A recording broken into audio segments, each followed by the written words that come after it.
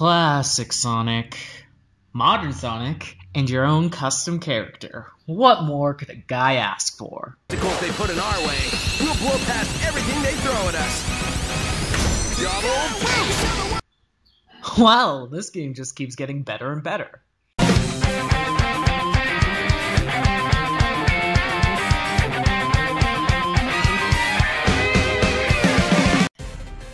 Hey guys, it's the Lyoko Gem, and welcome to another video. It's been a long week, and there's been so much info about Sonic Forces. Just when we thought we knew everything about the game, well, we got all of this stuff. We got the somewhat official yet unofficial notice that a tag team gameplay style would be a thing, except the message was a bit confused that it would be with the custom character and other characters like Knuckles and the like, and not today I suppose. Later, the news was that it was going to be Sonic and a custom character, and that ended up being the one that was true. Then we got images from a magazine, which I'll go through. Finally, on Thursday morning, there was a stream for Sonic Forces in which Shun Nakamura played City Heights, Custom Green Hill Zone, which honestly just needs a name already. Come on, Sega. Those 4 deaths he got are for not telling us the name of the zone. But he also played the brand new tag team mode for Green Hill. And if that wasn't enough, then how about our first officially released boss track ads? We're going to be going through everything that was presented this week. And you know I've got my trusty war journal to help me out, so without further ado, let's begin. First, let's talk about the 2 magazine pages that were released. Now unfortunately I can't read Japanese, so I can't really analyze the text. But you know what they say, a picture says 1,000 words, and I intend to get as many of them as I can. So on the top left hand corner of the page, we got Sonic and a custom rabbit flying through a room filled with fire. Now the little bit we can make out here is that we've never really seen anything like this before, but personally, due to how they're only advertising Green Hill and Park Avenue, you know, save for a few infinite exceptions, but that's besides the point. Because of the fact that they've only really been showing off the things surrounding Green Hill Zone and Park Avenue, I'm gonna bet that this is further inside the pyramid, judging by the metal walls and the color scheme of the place. We also see the bursts and lightning wisps in the sky, which obviously will be used to traverse further depending on your wispin. Furthermore, based on how the tag team mode works, I'm guessing that this is an area you'll need the custom character to cross and not modern Sonic. And as for the enemies, they look to be of an entirely new type that we've never really seen before. Next to that, we've got modern Sonic. And what's this? A platypus? Perry the Platypus! Okay, if Perry the Platypus is in Sonic Forces, and Classic Sonic is an alternate Sonic, then does that make Perry an alternate Sonic as well? Okay, but for real, this is our first look at the custom bird, and I'm pretty happy because I was gonna choose a bird to make my own custom Babylon Rogue since I'm Ryder's trash. But the model looks a bit simple. I'm hoping that you can make a better looking bird since hairstyles have been confirmed to be able to change. But they've also got the drill wisp in there, and it makes me wonder what that might be used for. Currently no guesses, except that it's probably going to be one of the more powerful attacking wispins. And then we've got the custom character in Sonic using the lightning wisp, in what I still think is the next part of the Pyramid Factory level. Same goes for the one on the far left and below that, a different part of the pyramid level. Looks like Sonic and the custom character are there, so definitely another tag team stage. But it looks like from the back they're coming out of a turn, so definitely after a drift section. Heck, it could be part of the level that was showcased even. And then over there we've got the custom character and Sonic about to do that one more last fist bump. And man, fist bumping is an important aspect of this game. It's symbolic because, well, heck if I know. We'll see more as the game goes on, but it's about friendship and I guess teamwork. Then on the next page we've got Eggman, Infinite, and the Villain Squad. I've discussed these guys before, so there's really not much to touch on here. Same goes for the next 2 pages except for one minor detail, and that's the cat here and the wispin they've got. We've never really seen this one before, and while I initially thought it was an entirely different wispin, I think this might be the frenzy one that we see above, on the Forces cover, since they have very similar handles and the same things around the end of the gun. My guess is that this is what the Frenzy Wispin looks like when it's in use, rather than inactive as seen above. And it is confirmed that Wispins change form, because if we go back to this image right here, it's very clear that the Burst Wispin is different than it normally is because it's in use. Next, let's look at the gameplay that was presented. Now, we got a lot of different gameplay footage this week. First it was the blurry bit from an external screen that we got at the beginning of the week. Then Nakamura's gameplay, which was clear, but in Japanese and with them commenting in the background. And after that was the gameplay on Sonic's channel, which for some reason was only a small portion of the level, even though a quick search could find the full gameplay of the level. But I digress. After that, there was IGN's gameplay with Forces, which is clear in English, shows off the gameplay of all three Wispins. The character title is really misleading, by the way, IGN. But yeah, since they have the clearest gameplay in English, I'll be using their gameplay for most of this video. So in case that statement and the huge IGN logo in the corner and everything else isn't enough, then this footage is from IGN, okay? Cool. Now, we'll go through everything in this level. First, we'll be talking about the mechanics of the tag team gameplay itself, then the level itself and the story that comes with it, and finally my overall thoughts on this brand new gameplay style. So let's begin with the gameplay itself, starting with how it works overall.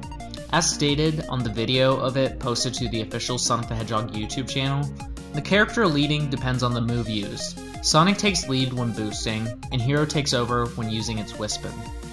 So this means it'll play like one character for the most part, just with different moves, which is a little disappointing since I was hoping for switching like in Heroes. It makes me a little nervous how we'll get used to this, but I'm hoping for the best, hoping it won't be too confusing. But in the actual gameplay, we see them switch pretty quickly and smoothly, and they follow each other at a reasonable pace, which is good. Furthermore, it looks like the abilities of each species come with this gameplay, as we can see the wolves dragging in rings and the dogs holding onto a ring after they get hit. Then there's a double boost, which is activated by doing a fist bump, which seems to be activated when you reach a certain portion of the level. Now personally, I know this is nitpicking, but does this animation really look like a fist bump? I mean, it's hard to tell for me because, for one, the Square logo is so darn big and I can't see what's going on, and it's because of that honestly, this animation kinda looks more like a high five to me. I mean, it's the fact that the avatar's hand opens and the way Sonic's hand is when you come out of it, that looks like they're about to and just have finished high-fiving, but that might just be me. But the double boost is pretty fast, and I like it, just blazing through and past robots. I'm a little disappointed that it happens at specific parts. I kinda wish that maybe the double boost had some kind of friendship or teamwork meter or something like that you could fill up and use it when you think it's right. It allows for more freedom and at least makes you feel like you've earned it, but that's just me. Then we see the skydiving mechanic back, and it looks the same as ever. I hope we use that with Modern Sonic by himself some more. And then there are the Wispins, and I suppose I'll talk about all three of them here. In terms of mobility, the three Wispins offer you alternate pathways to traverse the level, and do it very well with a lot of branching alternate pathways, with the use of the Burst and Electric Wisps, and with their Burst and Lightspeed Dash abilities. Actually, it's very nice to see that the Lightspeed Dash is fixed, as compared to the Switch gameplay shown in Park Avenue, where it was a little very broken. And it's brokenness that actually brings me to the next part of my discussion. But holy crap, the Wispins are overpowered. I mean, look at this! You decimate the robots that appear all around you in a matter of seconds, and there's little to no effort at all. I always thought that the Burst Wispin looked overpowered in general, but this is kind of ridiculous as combat seems rather effortless for all of them. With the Burst Wispin, you go in a circle and hold the trigger button. As for the Lightning Wispin, which was the most effort but looks more cumbersome in areas. And then there's the Cube Wisp. This one seems to slow down gameplay for a bit, as not only does it bring you to a complete stop, but it does this twice. In terms of combat, the Wispins look a little bit too simplified, especially in the 3D space, which isn't good. It's not that I hate the wisp spins, but they seem to make things a little bit too easy, which isn't good. Now, I like the mobility of the burst and lightning wisps. Those are good, but attacking for all 3 wisps is a huge issue. But getting back to the cube wisp, this is the first time we're seeing it in use. And while we see how it attacks, we have not seen how it is used for mobility.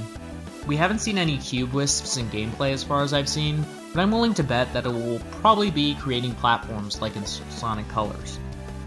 And then there's one more thing to talk about with this gameplay, and that would be this thing right here. Now, I'm gonna go unscripted for this particular part because, oh boy, I have a lot to say about this. Now, look at this drift animation. Like, oh my god, I hate this animation so much. I mean, from the moment I saw it, something fell off about it, and the closer and closer I got to it and examined this thing, I realized that Sonic is skinning his frickin' knee the whole time against metal. His legs look just so awkward with one just down on the floor and the other out like that. What happened to the other animations in Generations and Unleashed, where at least you did a spin dash or you did the hand out thing? This just looks so awkward and awful, and I hate it so much. I mean, I know it's just a simple little animation, but it just looks so awkward that it's distracting. I hate it so much, and I hope Sega fixes this because, oh my god, I hate it. I hate it so much.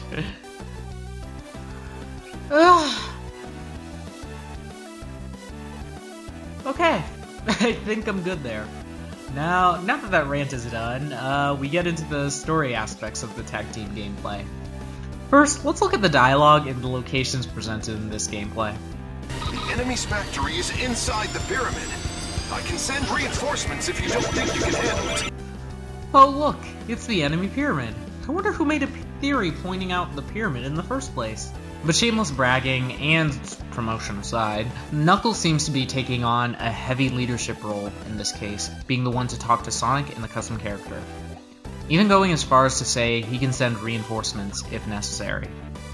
Honestly, more arguments towards him being the resistance leader with this line.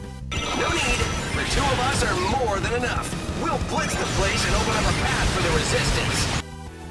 This implies that the resistance is on site and is ready to move in at a moment's notice, meaning that, unlike other games as of recent, other characters are very much involved. It's good that they make reference to other characters doing things, which is honestly one of the few things I hope Sega keeps present throughout the game. So far they've done a good job of that, in all of the other levels, except for maybe the boss fight with Eggman, but I feel that's rather intentional. Right, partner? Nah, he's talking to us. How sweet. But in all honesty, while I don't really care for this line, that's gonna really appeal to some of the younger kids who play the game. And that's great. Now, as for Sonic's dialogue about teamwork and series speed and cooperation, honestly, this is the first time I've ever really been annoyed by the dialogue in this game. He just has one line too many here, and is really annoying. The others are genuinely about the story, so I'm good with it, but here he just won't shut up about teamwork and just gets on my nerves a little. But moving on. You should be able to get into the factory through there. Stay alert. This should be fun. Amy is giving out more information, possibly leading towards leadership or her tactical moderating, like I previously mentioned. Not much else to say there. Then we have the dialogue for Sonic and the custom character when they enter the pyramid. So they're building weapons here, huh? Making everyone work like robots. It'll be Eggman's turn to get pushed around when I get a hold of him. Sonic is visibly angry at Eggman, and honestly, this is a breath of fresh air and a sigh of relief for me. The character that we were presented with in the Enter Infinite trailer was slightly concerning since he was a tad too cocky for the situation he was in, so seeing Sonic angry is good in this case. It shows that he genuinely cares, and that what's going on is getting to him, which gives him more depth as a character. That was a cakewalk! I don't know why I was even worried. And as for the last line of dialogue between Amy and Sonic, they did it, and Amy genuinely cares. That's good. Now for the scenery of the level. Now the level opens up on the huge pyramid of Green Hill Zone, and honestly, we've seen this particular pyramid before. Custom Green Hill Zone. It's present at the very beginning of the level, in which the custom character is running in. One can tell it's the same one judging by the sheer size of the pyramid compared to the others. Heck, later on in the level, we get a view of the others, and we can tell that this one is a lot bigger than, well, the others. But it looks like the other pyramids have the same indentions that I had mentioned, and reminded me of the Death Star, which led me to think of the Death Egg. So I still have the belief that this one in particular might still be a Death Egg due to this particular piece of concept art that we see. Since I've already got it up, I guess I'll go ahead and talk about this piece now. It's roughly the same as the one we see now. Only that glowing and that light make me think that, yeah, Death Star egg thing. I have further arguments to support this that I'll get into later. Anywho, then there's the shipping containers and water pipes along the ground. I feel the shipping containers are to bring in parts for the robot factory and the like. They're probably airlifted in since there's no water around Green Hill anymore. As for the pipes, I'm guessing that's where all the water in Green Hill Zone is. And perhaps there will be a mission later on, which we need to burst open the pipes to allow them to restore Green Hill Zone, as it's very clear by the beginning of this level and parts of Custom Green Hill that this place definitely needs its water back. The point of interest for me is the top of the pyramid, because oh look, remember my similarities to the Death Star? That opening reminds me of a certain exhaust port, which further suggests the Death Egg theory that I'm not entirely ruling out. Then there's the interior of the factory. Not gonna say much, except I love this design with all the gears and stuff. It looks better than I could have imagined, so kudos to that Sonic team. And finally, there's the very end of the level. It's all fun and games, kids, but oh my god, he has nukes. Not even just one nuke, but a ton of nukes. And with that, now we know why the world is terrified of Eggman. When I saw that, my jaw dropped because it raises the stakes of the game even higher. He's definitely not playing around. So with that said, these nukes are probably being shipped all over the world to instill fear and terror among the masses. The might of the Eggman Empire in this case is actually a little much. He seriously is not playing and wants to keep the world under his control. Sonic and friends need to destroy this place in the safest ways possible, because if they don't... But this bridge, definitely the setting for a cutscene, because I know if I were writing this game, I definitely want to capture Sonic's reaction here. I mean honestly, look at this. Look at this! The idea of this sort of scene gets me excited, and is one of those moments where I'm so glad the Japanese team is writing the story and not Pontac and Graf, because they'd butcher this ridiculously. And yes, I know they're still translating, but it's a lot better than writing the scene on its own. But this part I am very excited about. Now, as for tag team gameplay as a whole, I want to say this. This came off as a huge surprise to me, and I don't think anybody really saw it coming. People have already pointed out that it gives huge Sonic Heroes as well as Sonic Advance 3 vibes, and I definitely see that. Heck, I thought it was Generations 2 or Colors 2, but heck, this might be Heroes 2 as well. And speaking of things that people have pointed out, others have also mentioned that the mode actually was hinted at in the original Forces trailer, with Modern Sonic and Classic Sonic boosting together.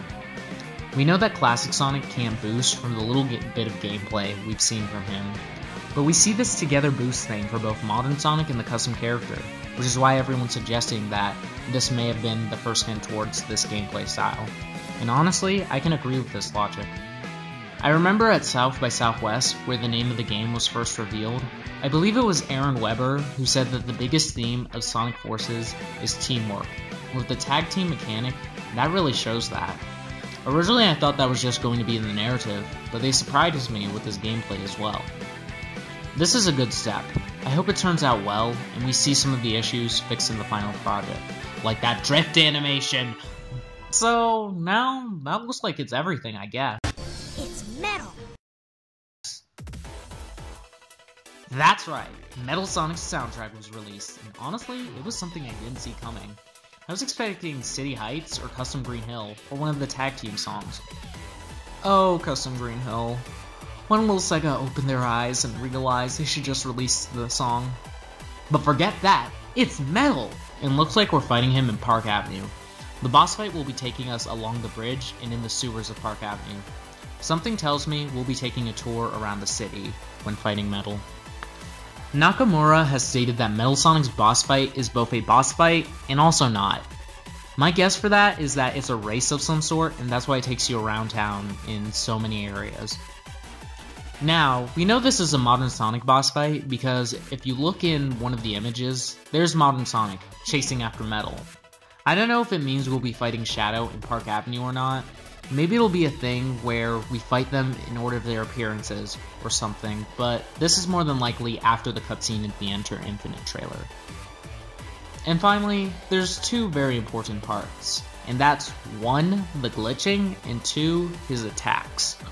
Because we see him minorly glitching in this, and we also see him using electricity attacks.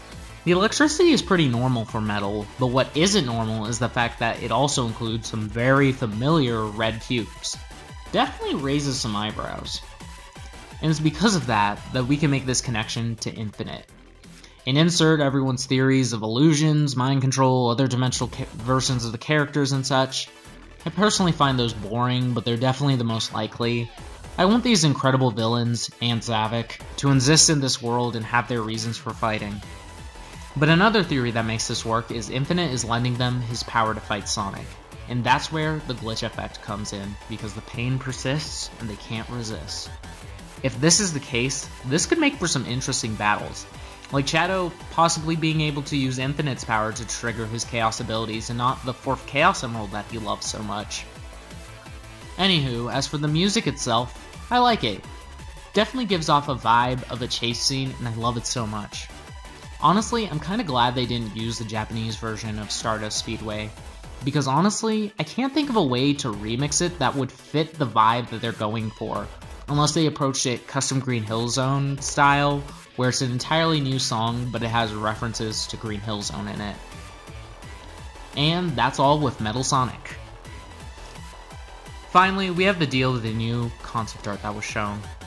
I've already done the Green Hill one, so I'll skip that, but there are these two. The first one looks like a Resistance base with the presence of Amy, Silver, Espio, and Charmy. I'm thinking this will be a hub world where you get to talk to NPCs and go to that screen or Amy to access the world map. Speaking of Amy, this is probably where she is receiving and relaying all that information from. My guess is the further you progress, the more characters appear in there. As for the other one, we have Infinite, and a friend of mine, Camrock On, pointed out to me that it looks like he has his mask off in this scene. And well, if you look at the mouth, it looks white. You know who else has a white mouth like that? Yeah, that's the only time I'll reference this theory, unless I do an Infinite is Methylis video in the future, but it is interesting. I don't know what this realm is, but probably a final boss fight location, which is cool.